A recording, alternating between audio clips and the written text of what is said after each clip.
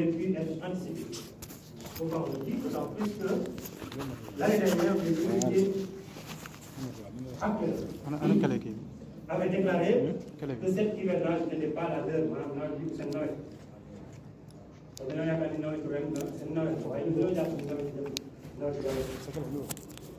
Cette déclaration aujourd'hui appelle à une responsabilité accrue. La FSF demande ce déclenchement immédiat du plan OSEC, accompagné d'une prise en charge urgente des impactés. Mais au-delà de l'urgence, la FSF appelle à une réforme structurelle de la politique d'aménagement du territoire et de gestion des ressources. Cela implique notamment 1. La création d'une agence nationale de résilience climatique urbaine, dotée de moyens et de compétences transversales. Parce que les changements climatiques se font de façon structurelle dans notre territoire. L'intégration systémique, comme je l'ai dit tout à l'heure, risque isolé dans les plans urbanistes et les projets d'infrastructure. Quoi qu'il en soit, il faut systématiquement que les formations à les prendre parce que là, c'est risque isolé dû au changement climatique. Il faut maintenant intégrer dans l'ensemble de nos plans. La mise en place de bassins de rétention. Le PDS a été décrié sur cette question, mais on voit que c'est maintenant que c'est très pertinent avec des corridors d'évacuation des systèmes de drainage intelligents, adaptés aux réalités locales. Un partenariat renforcé avec les collectivités, notamment territoriales, les ingénieurs sénégalais, les communautés de base pour qu'on construise des solutions durables pour la question des inondations. Les inondations donc ne doivent plus être traitées comme étant des fatalités saisonnières qui vont passer, mais comme des défis de gouvernance et de justice territoriale. Le Sénégal doit entrer dans l'ère de la résilience climatique. Le deuxième sujet qui nous préoccupe, notamment démocratie et liberté. La FSF rappelle que la démocratie et les libertés individuelles sont le socle historique et moral du combat du Parti démocratique sénégalais. Elles ne sont ni négociables, ni secondaires. Or, nous constatons une régression préoccupante par des gardes à vue prolongés et des mandats de dépôt quasi systémiques dans ce pays. Une judiciarisation de la parole publique qui menace la liberté d'expression, une instrumentalisation de la justice qui fragilise l'état de droit. Dans ce sens, la FSF exige la mise en place rapide du juge des libertés, comme ils l'ont promis, pour garantir l'équilibre entre la sécurité et les droits fondamentaux. Nous appelons également à réformer le traitement des délits d'opinion en privilégiant des sanctions pécuniaires plutôt que pénales, en cas de diffamation, par exemple, afin de préserver un débat politique sain fondé sur des idées et non sur la peur. Le PDS ne transigera jamais sur ces principes, car entre deux élections, c'est la qualité des libertés garantie qui mesure la vitalité d'une démocratie. C'est pour cela que le PDS appelle à une grande mobilisation, à des manifestations, c'est notre droit, pour réclamer la libération des détenus injustement incarcérés pour des délits d'opinion. Concernant la situation économique du Sénégal, qui préoccupe l'ensemble des Sénégalais actuellement, avec la visite de la FMI, la mission récente du Fonds monétaire international s'est tenue dans un contexte de vulnérabilité budgétaire et de tensions sociales croissantes. La FSR appelle le gouvernement à anticiper avec rigueur les répétitions suivantes, qui menacent à la fois la stabilité macroéconomique et le quotidien des Sénégalais. Il s'agit de la dégradation de la note souveraine du Sénégal, la pression budgétaire accrue, le risque de flamber des prix par la suppression des subventions de la FMI, bien entendu, du gouvernement du Sénégal, s'il a des interprétations dans ce sens, souvent recommandées par la FMI, et qui pourrait entraîner la hausse brutale du coût de la vie, le blocage des projets de développement, notamment les infrastructures routières, les investissements dans le secteur agricole et des services sociaux de base qui risquent d'être ralentis, et aussi le risque de sécurité sociale. Concernant les réformes législatives à l'Assemblée nationale, le 26 août, deux lois majeures ont été adoptées Il s'agit de la loi sur le statut et la protection des lanceurs d'alerte, qui constitue une avancée démocratique majeure et en matière de transparence. Nous le reconnaissons. Toutefois, la FNCL alerte sur plusieurs zones d'ombre, que sont la définition floue du lanceur d'alerte, canaux de signalisation incertains et risque d'instrumentalisation médiatique. La récompense financière aussi soulève de notre côté aussi des questions d'ordre éthique. Il y a aussi la loi sur l'accès à l'information qui consacre le droit des citoyens à consulter des données publiques. La FNCL salue cette avancée tout en appelant à sa mise en œuvre effective. Que ça se limite tout simplement à des lois votées et à des événements.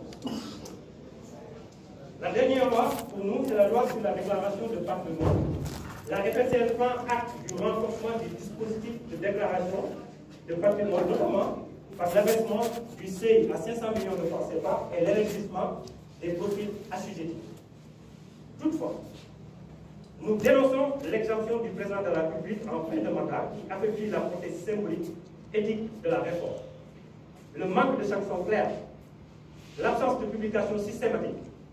et le champ d'application encore restreint appellent à une révision plus ambitieuse. La transparence ne doit pas être sélective, elle doit être exemplaire. En dernier, les préoccupations quotidiennes du Sénégal qui constituent une question majeure,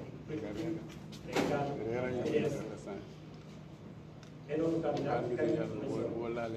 la FNCL rappelle que les réformes ne valent pas que par leur impact réel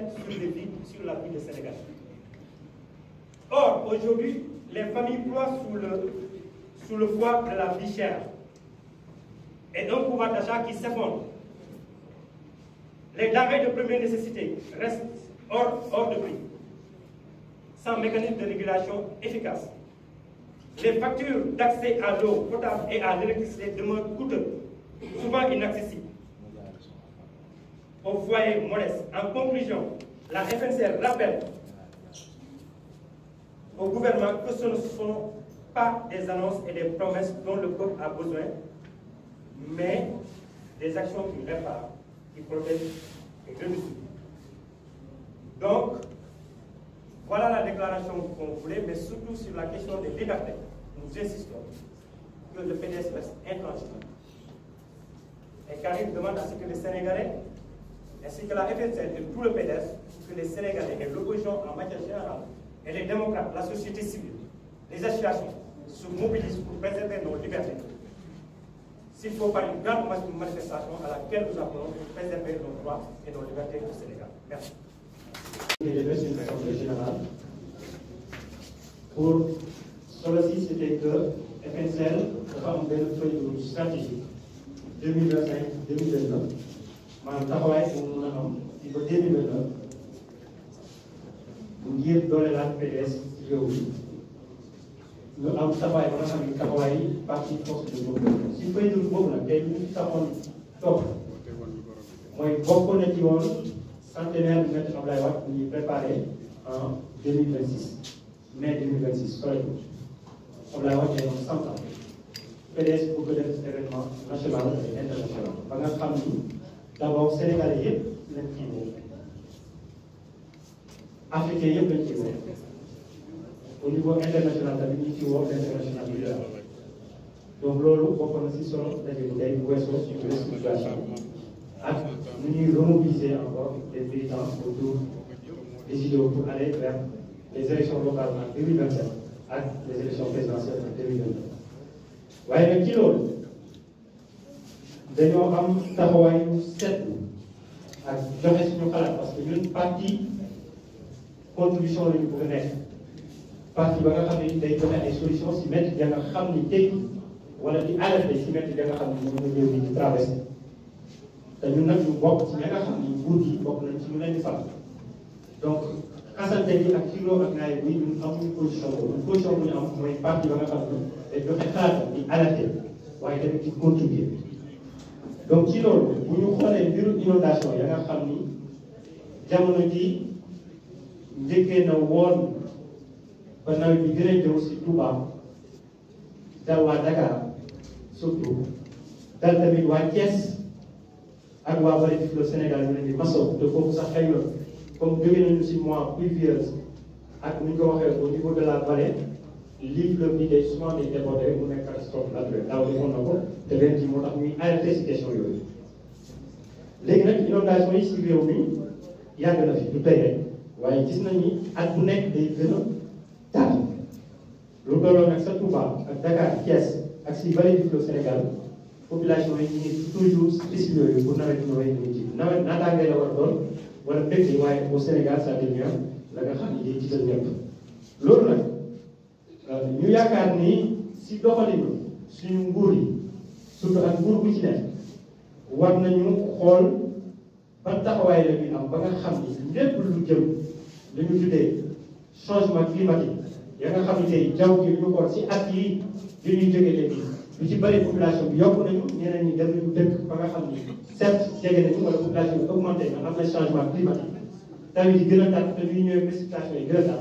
loolu nag dañ ko war a intégré si lu ñu jàpp systématiquement si suñu ay plan d'urbanisme ak yooyu pour que nit ñi même booy dëkk wala booy tabax wala si infrastructure le risque hydrologique maanaam mbiru ndox mi ñu koy jël toujours en compte ci loolu PDS day woote ñu créé benn agence nationale de résilience climatique urbaine ba nga xam ni dañ koy jox ay compétences ay moyens moo am ay compétences transversales ñu jàpp ni tamit politique bu bassin de rétention yi wala corridor d'évacuation ak drainage war nañ ci gën a taxawaat ngir mën a jàppale population yi ci côté boobu ñu jàpp ni tamit collectivité territoriale yi war nañ leen gën a intégré ci mbiru risque hydrologique boobu pour ñu mën a ci tabax ay ensemble ay solutions yu durables donc inondation yi waratuñ ko léegi traité comme mu doon ay mbir ya nga xam ni nawet ba nawet ñu ci wax dañoo war a si lu muy teer ñu intégré ko si suñu ay plan d'urgence mais intégré ko tamit ci lépp la nga xam ni Sénégal tey jii dañoo war a dugg ci ère ba nga xam ni jamono ja nga xam ni dañoo xam ni changement climatique bi dañ ko war a intégré ci lépp bépp politique bi ñuy def de façon transversale si ministère yi wala si suñu politique sectorielle. bu weesoo loolu mbiru liberté maanaam salfaañoo ak yeneen doomu aadama loolu nag mus nañ nekk combat ba nga xam ni benn dafa xeex 26 ans d'opposition ñu ñëw pouvoir mettre Abdoulaye Wade dem ba dugal ko ci constitution ngir nit ñi mën a manifester wala takk brassard kon loolu PDS dafa doon la nga xam ni tey jii war na ko mën a taxaw moo tax du doon la nga xam ni dinañ ko nangu ñuy bàyyi Sénégalais seen liberté d'expression ñu leen di tey noonu fu ñu nekk war nañu wax ñi ngi woote nag pour débat politique bu seen comme ñun luñ koy def parce que du ñu xaste du ñu sànni du ñu def mais lu ñu jàpp mooy nit ñi war nañu am fu ñu toog parce que tey ku wax rek ñu tëj la ku wax rek ñu tëj la mën na indi da nga xam ne sax nit ñi dañ dem ba bu ñuy wax seen xalaat donc te nan ko wax sax ci yan ak technique dañ koy ragal donc moo tax ñu jàpp ni nguur gi lu mu déggee woon ba mu nekkee opposition mooy juge des libertés loolu nañ ko taxawal si mu gën a gaawee parce que tey jii donc beneen bi dañoo yaakaar ni bu la nit defee diffamation lu ci gën a njëkk mooy ñu appelé réforme yu profonde yi nga xam ne ci justice dina mën a tax bu dee ñuy dem ci ay sanctions pénales ñu dugg ci sanctions yi nga xam ni nit ki dañ koy alamaan parce que buñ ko alamaanee alamaan bu diis xëy na moo gën parce que prison yi dañ ciy xalaat ña ca nekk ba nga xam ni ñoom ñi ngi foofu ci promiscuité ci ay conditions yu métti nga nag ci dolliwaat ñeneen ñi di dolli chaque jour ñeneen sur des questions de liberté donc loolu dañoo jàpp ni war nañ ko weesu donc nañu réformer le traitement des délits d'opinion donc PDS si loolu bi ci am tànk gannaaw loolu nag tax na fu ñu taxaw ni ñun PDS ak FNCL dañoo woote mobilisation nationale muy société civile muy mouvement société civile ñëpp da nga xam ni dañoo daawoon xeex liberté individuelle nañu taxaw ñu demander à manifester pour les libertés individuelles Sénégal pour ñu préserver loolu la suñu secrétaire général chargé de la modernisation du parti en l'occurrence Karim Meïssa Wade woote te FNCL tamit woote si wool si waa PDS yëpp woo si société civile ONG yi ak mouvement associatif ñu taxaw si pour une grande manifestation sur les libertés individuelles au niveau du Sénégal day doon signal fort ba nga xam ne c'est pour toute l'Afrique. Donc situation économique bi nag maanaam suñu koom-koom loolu tamit doon na la nga xam ni lu jaaxal Sénégalais yi fan yi parce que coow li bëri na ci waaye ñun PDS suñu taxawaay mooy taxawaay ba nga xam ne dañuy arrêté gouvernement bi mu taxaw ci ya nga xam ne répétition yi mën na ko indi parce que gis nañ ni ñi ne dette cachée ñi ne déet waaye lu wóor lu wóor mooy am nañu lenn la nga xam ne suñu économie si jamono ji weesu ak nguur ji weesu nguur Macky Sall am na la nga xam ne doxalin bi tax na ba tey FMI ñoo fi def visite te nag ñu reconnaître ni Sénégal amel na bor ba nga xam ni ñu ngi diggante 7 milliards de dollars ba 13 milliards de dollars ba nga xam ni ñu koy càmbar FMI jàpp gis ci loolu nag lu ñuy wootal nguur gi fi nekk parce que jamono jii ñi ñi xam nañu Sénégalais ñi ngi dund bu tànn ndox mi gën a cher électricité bi kenn waxatu ko parce que nga bokk boor ba ne foog Sénégalais ñun ñëpp ñu koy dund te xam nañ ko loolu dëgg la les Sénégalais actuellement ils sont fatigués ils sont sur la pression certes le gouvernement nous demande de serrer la ceinture waaye nag serrer la ceinture boobu bu ci boolee ak ay mesures ya nga xam ni FMI négocier ñu ko baax ba FMI gën a nar a tegaat bor boobu si ndoddu Sénégalais ñu nar a dàggantal subvention ya nga xam ni yu jëm si courant wala si ndox mi wala si dund ñu nar ko dagg tax loolu Sénégalais yi dinañ gën a souffrir moo tax si côté boobu ñu ngi appelé le gouvernement à bien négocier cette question avec la FMI pour que Sénégalais rek ñu bañ a di payer vocation rek alors que beneen gouvernement ay responsable peut-être ñoo gën a responsable que les pauvres Sénégalais bu weesoo nag réforme ya nga xam ne moo am ci loi ñu tànn si quelques heures rek ya nga xam ne moom la ñu voté le 26 août bu ci njëkk mooy ba nga xam ni ñii ña nga xam ne dañuy am taxawaay pour lépp la nga xam ni dafa doon luubal ak dara la nga xam ni gerte ñu war ci taxaw citoyen am droit mën a alerter loi boobu ñun ñu koy saluer dañu koy saluer bu baax maanaam ñu ngi ci jaajëfal ña nga xam ne ñoo ko taxaw waaye luñ ciy woote rek mooy si définition d'abord lanceur d'alerte bi xaw na indi fulu ak jeex jaaxal ba dañuy bañ ñi ñuy confondre parce que am na la nga xam ne boo ko encadré wu rek dina gën a indi ay jaxasoo te lu ñuy ragal mooy loi boobu nit ñi utiliser ko def ko loi ba nga xam ni règlement de compte ci loolu ñi ngi donc woote nañu moytu risque ba nga xam ne ñi dañ koy jël uniquement pour jébaane ay nit ñu jàpp ni tamit la nga xam ni nit daf koy def ndax njëriñu Sénégal ndax alalu Sénégal la nit luubal nga nar ko def signalé ci loolu alal boobu ñu nar ci tàgg dara pour yow mun la récompenser te alalu Sénégalais la nit narul luubal loolu on trouve ça très contradictoire nit nag bu fekkee alalu Sénégalais yi nit narul luubal dafa nekk lanceur d'alerte bëgg a avertir Sénégalais si loolu ndax xaalisu ñëpp la yow xaalisu ñëpp boobu ndax yow yaa ko signalé ñu war ci jël dara ngir jox la ci encore comme ndàmpaay wala neexal loolu on trouve ça très contradictoire parce que lanceur d'alerte nous pensons que loolu bu ko nit naree def c'est de l'engagement citoyen justement c'est di jubal et di jubati te jubati nag nit bu koy def xam naa ni waroo ci laaj fayal ñu mujjee nag ci loi ba nga xam ni moom mooy loi bu ñu tuddee déclaration de patrimoine maanaam nit te ñu yàgg ko xeex ñoom ba ñu nekkee opposition nit balaa ngay ñëw ci nguur gi pour ñu xam ñan ñoo jub ñan ñoo jubul dañoo bëgg nit booy dugg ci nguur gi pour ñu bañ a jaawale seen poste ak gafaga nguur gi ñu installé loi ba nga xam ne mooy loi déclaration de patrimoine loi boobu nag dafa permettre nit képp ka nga xam ni war nga am nombre taille comme président de la République comme premier ministre balaa koy def wala ministre nga def sa déclaration de patrimoine lii laa am balaa ngay jël fonction bi waaye luñ ci seetlu nag ñoom dañoo ne ni président de la République moom mun na def déclaration ba muy ba koy nekk waaye ba pare ci mandat amul obligation pour def loolu nag mu doon lu ñu jàpp dafa mel na am na lu ñu ciy daw wala lu ñu ciy nëb ci ña nga xam ne dañoo bëgg jubal ak jubal ak transparence donc ci loolu yaakaar naa ni même militant ya nga xam ne ñoo ànd ak ñoo voté pour ñoom war nañu nangu loolu loi boobu mu jàll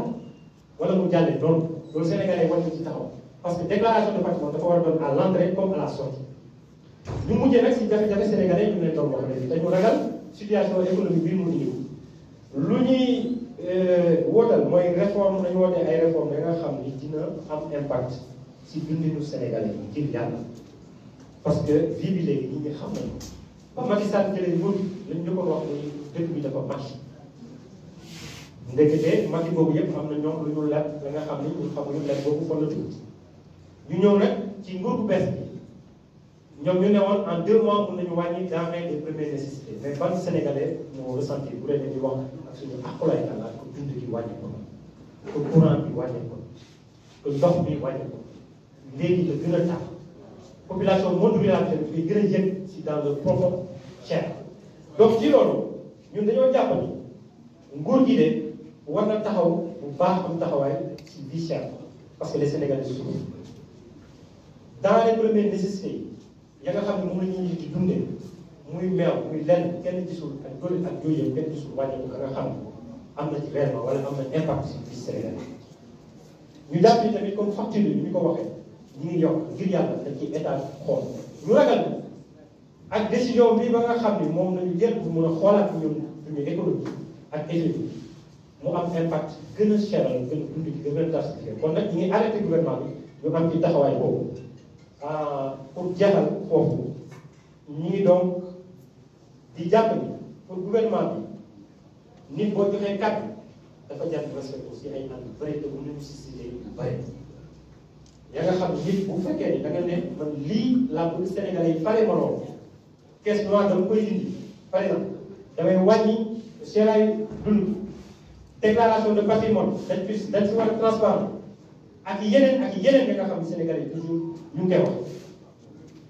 donc loolu nit bu la fale pour loolu da nga war a respecter sa kàddu parce que loolu moo jëkk commencé par respecter les militants sénégalais